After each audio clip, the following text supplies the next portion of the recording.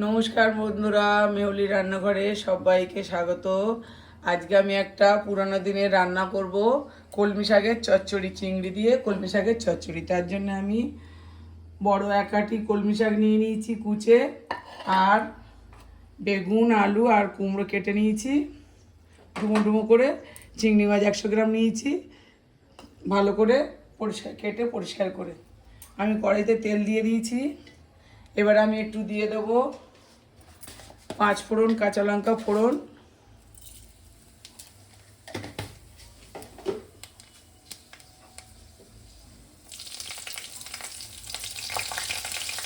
দিয়ে আমি আলুটা দেবো। আমি চিংড়ি মাছটা ভাজবো না, আমি নুন হলুদ মাখিয়ে ওর সঙ্গে দিয়ে দেবো।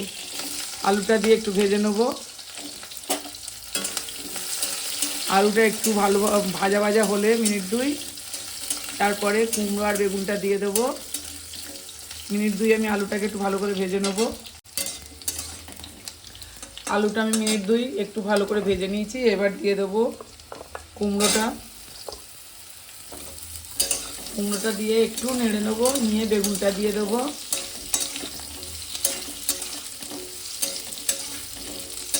এবার আমি বেগুনটা দিয়ে দেবো।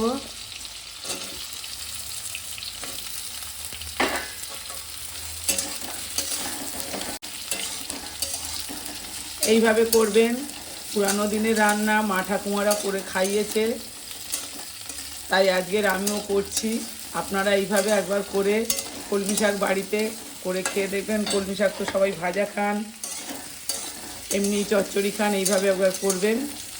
আমার ঠাকুমারা তখন পুকুরে চিংড়ি দিয়ে করতো, আমি তো আর পুকুরের চিংড়ি পাইনি, তাই এমনি চিংড়ি কিনে নিয়ে এসেছি। এবার আমি এর মধ্যে দিয়ে দেবো চিংড়িটা একটু নুন হলুদ মাখিয়ে।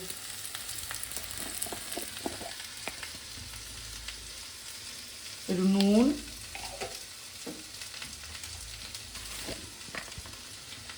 আর একটু হলুদ দিয়ে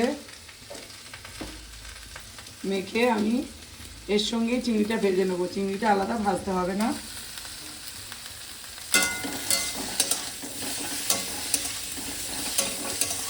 চিংড়িটা দিয়ে একটু নেড়ে আমি এইবার এর মধ্যে শাকটা দিয়ে দেবো।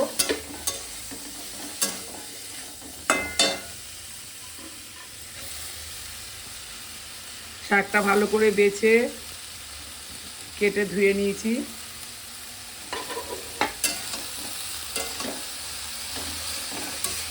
শাকটা দিয়ে আমি মিনিট 2 একটু ভালো করে নেড়ে নেব, নিয়ে তারপরে মশলা দেবো।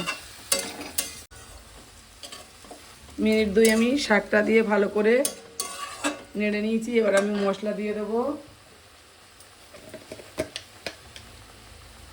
একটু জিরের গুঁড়ো 1 চামচ, 1 চামচই দিলাম আমি দুবার, অল্প অল্প করে।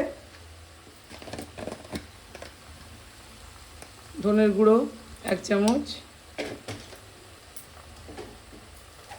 আর কাঁচা লঙ্কা দিয়েছি 1/2 চামচ আমি লঙ্কার গুঁড়ো দেবো।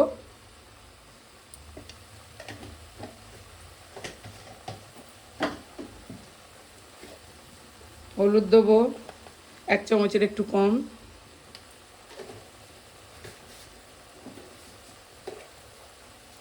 নুন দিয়ে দেবো পরিমাণ মতো, যেহেতু শাক অল্প হয়ে যাবে ওই জন্য অল্প নুন দেবো। আর দিয়ে দেবো অল্প একটু চিনি, 1/2 টিস্পুন চিনি দিলাম। দিয়ে এটাকে ভালো করে একটু নেড়ে নেবো। নেড়ে আর আমি চাপা দিয়ে, আমি এখন জল দেবো না, এটাকে চাপা দিয়ে কিছুক্ষণ হতে দেবো। মশলাটাকে নাড়িয়ে কিছুক্ষণ আমি চাপা দিয়ে হতে দিলাম। গ্যাসটা কমিয়ে দেবো, দিয়ে মিনিট 5-7 এইভাবে হতে দেবো। 5-7 মিনিট পরে এবার আমি ঢাকাটা খুলবো। ঢাকাটা খুলে গ্যাসটা একটু জোরে দিয়ে, এই দেখুন পুরো সেদ্ধ হয়ে গেছে, আর আমাকে এতে জল দিতে হয়নি। আমি এইভাবে একটু ভালো করে নেড়ে আর নাবিয়ে নেব। আপনাদের যদি এই রান্নাটা ভালো লাগে, একটা লাইক কমেন্ট শেয়ার করে দেবেন। নতুন বন্ধুরা সাবস্ক্রাইব করে পাশে থাকবেন। এই রান্নাটা খুব বেশি সময় লাগে না, মিনিট 10-এর মধ্যে রান্নাটা হয়ে যায়। আর জলও দিতে হয় না। দেখুন আমি একদম এক ফোঁটা জল দিইনি, রান্নাটা আমার হয়ে গেছে। এবার আমি নাবিয়ে নেব, গ্যাসটা নিভিয়ে দিয়ে নাবিয়ে নেব।